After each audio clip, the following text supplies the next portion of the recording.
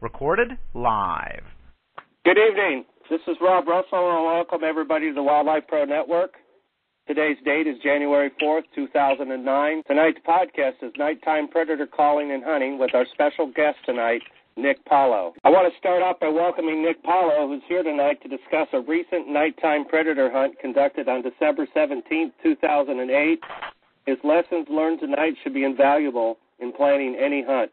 Not all bullets come from third parties, and even a well-planned hunt from seasoned hunting veterans can and will go wrong. How long have you been hunting? I've been hunting for the better part of 17 years, and the last 12 of that I've been doing predator hunting. What lessons have you learned that you'd like to share with us tonight? Well, for starters, to cover all the could-haves, should-haves, and would-haves of that night, we could definitely be here all night discussing that stuff. But I'll just share a few of the tips that, things that I'm going to change in the future when I go out to do some predator hunting. For starters, I'm going to try to make it a point from now on that no matter how many times, I've been to a spot with a partner to go out calling, we're going to treat each time out now as the first time to that spot. That way it helps reassure everybody where everybody's going to be. You go over the pictures and the photos and pretty much draw up a game plan every time you go out rather than just assuming, that everybody knows where everybody is going to be based on the last time you were there. That'll help avoid many of problems. Another thing I'm going to make it a point to do from now on is eye-to-eye contact with anybody else that I'm out hunting with. From now on, I'm going to make sure, if it's at nighttime, that our headlamps are seen from one another. In this particular instance, on the 17th, that's kind of one of the things that came between John and I, is we lost visual of each other's headlamps. Again, it's a would-have, could-have, should-have type of a thing, but it's something we're going to change in the future, is to make sure we can see each other's headlamps. That way we know exactly where each other is during, the setup throughout the night. One other tip that we kind of came up with that really wouldn't have affected anything that happened that night, but towards the end of a setup, when you get done doing predator hunting, it's not uncommon just to pick up your stuff and go to meet your partner and walk out. We got thinking about that, and it's not the safest thing to be doing either. So we're going to end up uploading a call onto the caller, whether it's a turkey gobbling or, a crow gathering call, just something off the wall that you wouldn't be playing at night to call predators. That'll be the key that, the set is over. Things are done. I don't care if there's a coyote standing 3 feet from you at this point. No more, nobody pulls the trigger after that sound is made because people are going to start moving. I think that's one of those things that really, I can't believe we've done this as long as we have without doing that, but something we're going to definitely start doing. As far as everything else goes, the post is up there on all the different websites about how the whole story played out. I don't know if you really want me to go through all that right now or not.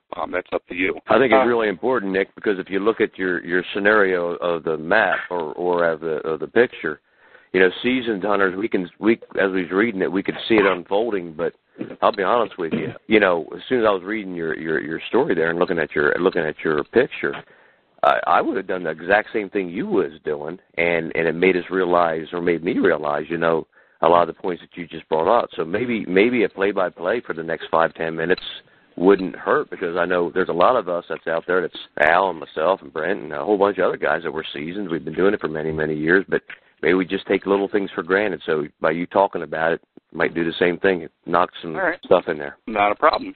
All right, well, I'll start it off right by pretty much saying, we were only set up probably 150 yards from the truck.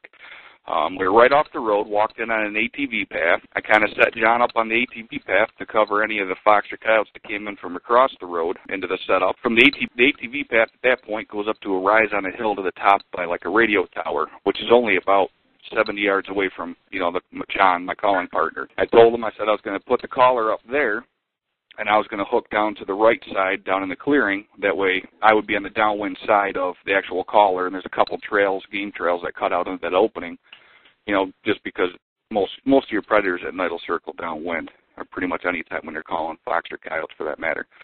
So, I went ahead and did this setup just as I explained to John that I was going to do. But previously, and on the previous setups throughout the night, we started every standoff with blowing on a mouth call first and then got into the electronic caller if nothing showed up. I didn't do that this time, and immediately I just started with the electronic caller, and the first sound that I turned on the electronic caller itself was a recording of a hand call being blown.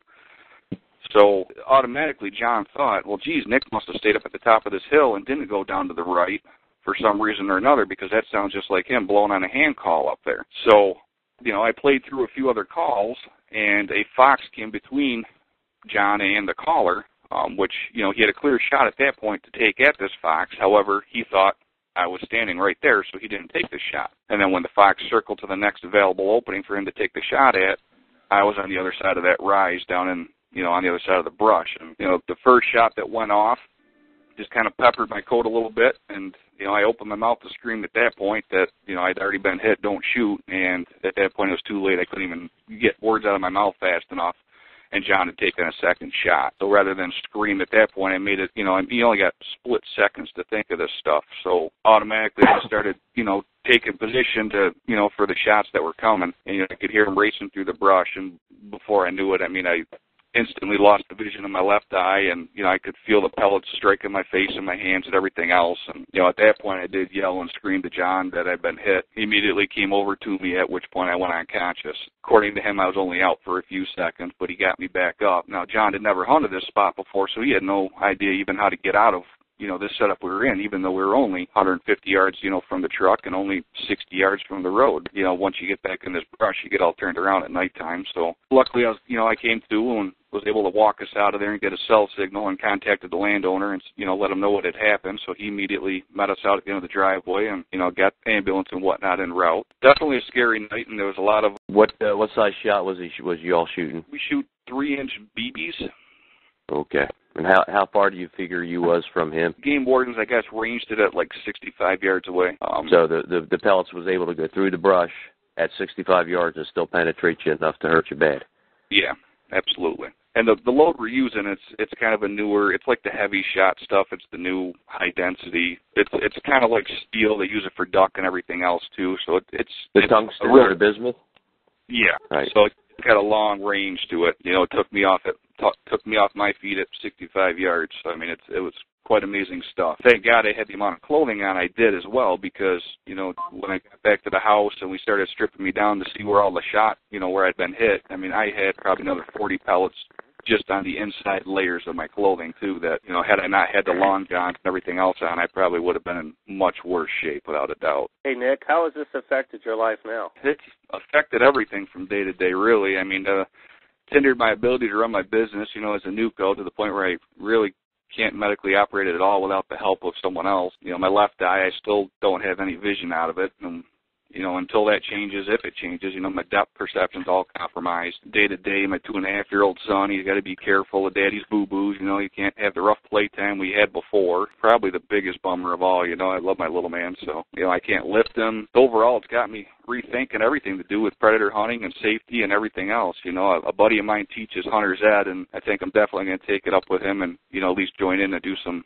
talks with him when he does his classes from now on as well. How can we help you and your family now? Well, there's a lot of ways. First and foremost, the continued support through thought and prayer is probably the biggest thing. It's just amazing the support we've got from everybody that, out there. Beyond that, there's many websites that are doing benefit auctions for, my family as well. At this point, we have no timeline as to when I'll be able to get back to work, to be able to help support my family. There's no telling what financial difficulties lie ahead with the day-to-day bills as well as medical expenses and whatnot. It's just pretty much that's the biggest thing. If there's financial support to be had, do it through one of these auctions that's going on online. There's a lot of great things that are being auctioned off. There's people that are doing generous donations as well, just right, directly through PayPal as well. That's a choice to be made by them. How can they PayPal you? Nick Pallo at yahoo.com. You can just send a direct payment directly through that if you'd like. But if nothing else, the thoughts and prayers, hey, they go a long ways as well.